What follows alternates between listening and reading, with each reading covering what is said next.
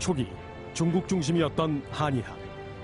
1610년 조선은 당시 의학과 기술을 총망라한 허준의 동의보감 편찬으로 세계 최고의 의료 선진국으로 발돋움하였습니다.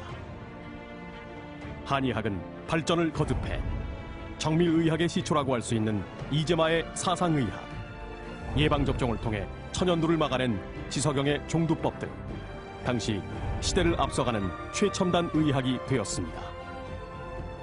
뿐만 아니라 부한말 대한제국 황실의원에서는 한의사와 양의사의 협진이 이루어져 동서양 의학의 협진 체계를 구축하였습니다. 세계의 의료 선진국들은 동양의학에서 서양의학의 한계를 뛰어넘을 가능성을 확인하였습니다. 현재 세계 전통의학 시장은 300조에 달하는 만큼 의료 선진국에서는 대체약 관련 전통의학에 관심이 매우 높습니다. 미국의 경우 1998년에 NIH, 미국 국립보건산하의 국립보건 전통-통합의학연구소를 설치하여 보완대체의학에 대한 연구와 유효성, 안전성에 관한 검증을 강화하고 있습니다.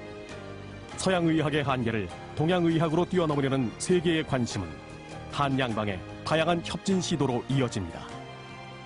미국의 경우 존스 홉킨스 병원과 MD 앤더슨 암센터, 하버드 의과대학 부속병원인 다나파버 암연구소, 메모리얼 슬로원 캐터링 암센터 등 세계적인 명성을 얻고 있는 주요 암센터들이 하나같이 한양방 협진을 실시하고 있으며 그 효과 또한 뛰어난 것으로 확인되고 있습니다.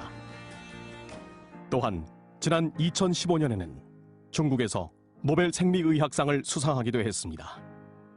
서양에서도 동양의학의 가치를 인정하기 시작했다는 상징과 같은 사건이었습니다. 이러한 동양의학에 대한 관심 속에 세계 한의학 시장 규모는 이미 300조 원에 달하는 엄청난 규모에 이르며 2050년에는 6천조 원에 달할 것으로 WHO는 내다보고 있습니다. 한국의 현실은 초라합니다. 수백 곳의 국립의료기관 중 한의과가 설치된 곳은 3곳에 불과하며 대한민국을 대표하는 서울대병원, 국립암센터 같은 곳에 한의과는 없습니다. 미국 등 의료 선진국에서는 이루어지고 있는 한양방 협진이 최고의 실력을 갖춘 한의사가 존재하는 대한민국에서는 현실적으로 너무나 먼 이야기입니다. 세계 한의학 시장에서 한국은 불과 3%, 약 7조 원 남짓한 내수 시장에 머물러 있으며 단 한 푼도 수출하지 못하고 있습니다. 한의학 산업을 육성하여 세계 시장에서 10%의 점유율만 차지해도 연간 수십조 원의 수익을 낼 수 있습니다. 이제는 제대로 발전시켜야 합니다. 우리 한의학은 발전과 변화를 통해 도약할 준비가 되어 있습니다.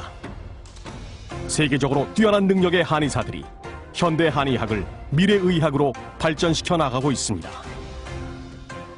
의료기기 사용과 의료기사 지도권에 대한 규제를 철폐하고 한의학 R&D를 강화하여 국민에게 신뢰받는 한의학이 되겠습니다.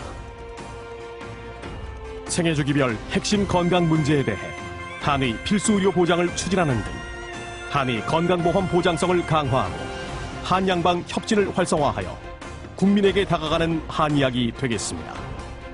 한약제제 산업을 활성화하고 한의학을 브랜드화하여 국가 전략 산업으로서 세계화에 앞장서는 한의학이 되겠습니다.